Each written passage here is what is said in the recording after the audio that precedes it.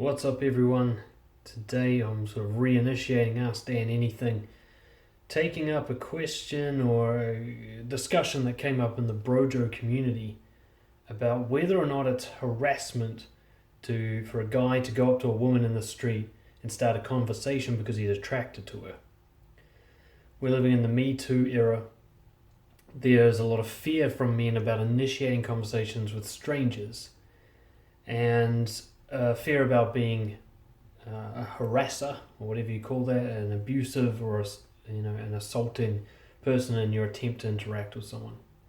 So today I wanted to distinguish what the real difference is between someone who is being harassing and someone who is just being genuine and leading and giving someone an opportunity for a connection.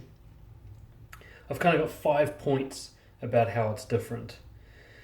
But the main one, it's all about in here. It's not about what you're doing, it's about why you're doing it.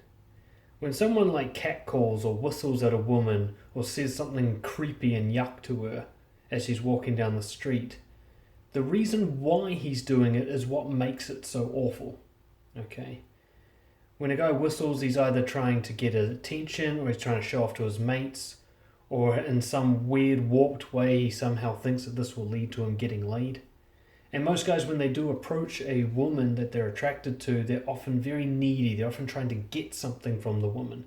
And she can feel that. No matter what it is you're saying or doing, she can feel this attempt from you to take value from her, to use her as a resource. That's what makes the difference. You can be really flirty and cross the line in appropriateness without offending someone or harassing them if you're not trying to take something from them.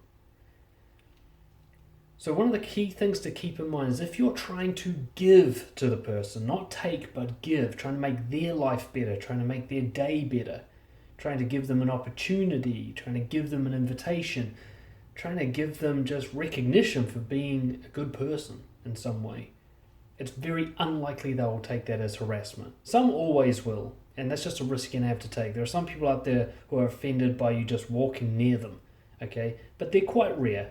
Most people are pretty reasonable, but they are defensive because most of the people who approach them are trying to take from them. You know it yourself. Anybody who's approached you on the street, even if you're a guy, has usually been trying to take something from you, haven't they? They've been trying to get your money, trying to get you to sign up to something.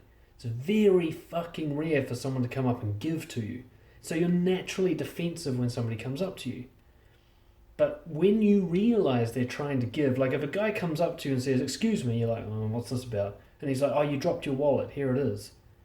You're not suddenly going to be like, "Oh, that's harassment," are you? You're like, thank you for doing that, thank you for improving my life in that way. Not only did you give me my wallet back, you showed me that some people are still good people. That's a real gift there. So when you're giving to someone, it's very unlikely to be harassment. Here's 5 ways you can kind of ensure that.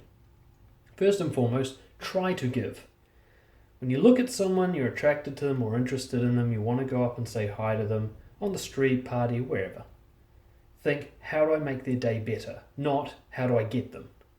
Not how do I get their phone number, not how do I get their attention, not how do I get them to like me, not how do I get them to sleep with me, not how do I get a girlfriend in general. Just, how do I give to this person? How do I try and make their day better? So that me going up and talking to them is something they're glad has happened, right? So that's the first thing. Just ask yourself, how do I try to give? Reset your intention away from neediness.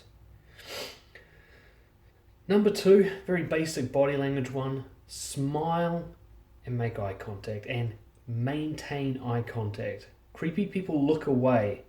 It's something that triggers off defensiveness in you when somebody doesn't meet your eyes.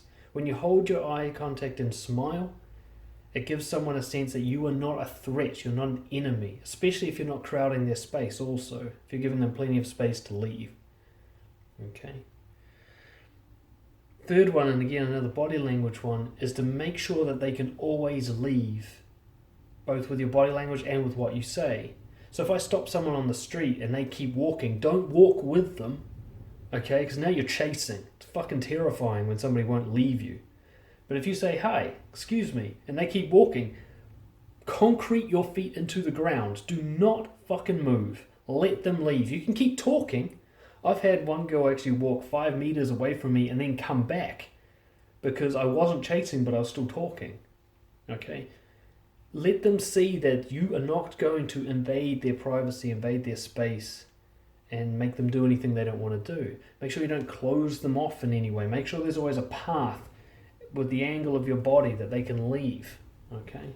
Keep those sort of 3 principles of body language in mind, and that's most of your work done for you. The last 2 things here to allow this to make sure it's always respectful and giving rather than taking. Don't ask any questions. At least not for the first few minutes. Don't try to force them into a conversation. They do not have to respond. You want to talk to them. It doesn't mean that they want to talk to you. Don't force yourself on people. Questions force yourself on people. What are you up to today? And they're like, oh, I have to fucking answer.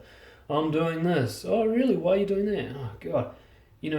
Questions drag information out of people. Only needy people question. Give statements instead. Instead of asking them what they're doing today, tell them what you're doing today. Instead of asking them what they like to do for fun, tell them what you're interested in doing this week. Give them information. Give. But don't try to pull information out of them, because they'll feel like they can't leave, and that will bring up this defensive, creeped out feeling. And last of all, specifically when you're going up to tell someone that you're attracted to them, and you want to be honest, you want to be open, you want to be vulnerable and bold, so you're not going to pretend that you're going to ask them for the time or that you want their opinion on something. You saw them and you were attracted, and that's why you're talking to them, right? Tell them how you feel rather than judging them. So judging them is saying something like, you're gorgeous, you're pretty, you're so hot. It's assessing the way they look on a standard, like a scale of measurement. You're this beautiful, you're this hot. It's very judgmental, okay? And it's very objectifying. It's just saying you're an object that I'm looking at that I like the look of and would like to penetrate, right? It's not a gift. But when you say something like, when I saw you walk by, I felt instantly attracted. It's just talking about a feeling. There's no judgment there. You're allowed to be attracted to whatever you like. There's no score being kept. Or, when I was looking through the crowd, you caught my attention. I couldn't look away. It's just what's happening in me. Okay? There's no judgment there. Or I saw you and I thought you looked interesting. I just wanted to come and say hi. Talking about what you thought, not what they are. So keep those 5 principles in mind, and you're almost certain to not be harassing them, right? Try to give to them as a sort of mental mindset concept, right? Hold eye contact and smile. Always let them leave. Never try to box them in or keep up with them or anything like that. Always give them statements rather than questions, just as training wheels. Once you get used to the difference between harassment and being genuine, questions won't be a problem for you anymore. And what was my last point there? Talk about how you're feeling rather than judging them when you express interest. If you're worried about harassing someone, those 5 little points will keep you in line with most reasonable people. Okay? And you'll notice that when things go badly for you in your attempts, that you probably broke 1, 2, 3, maybe all 5 of these principles, and that's why it went badly for you. Hope that helps. Get in touch, dan@brojo.co.nz if you want any further support with this. Subscribe to the YouTube channel, and I'll see you next time.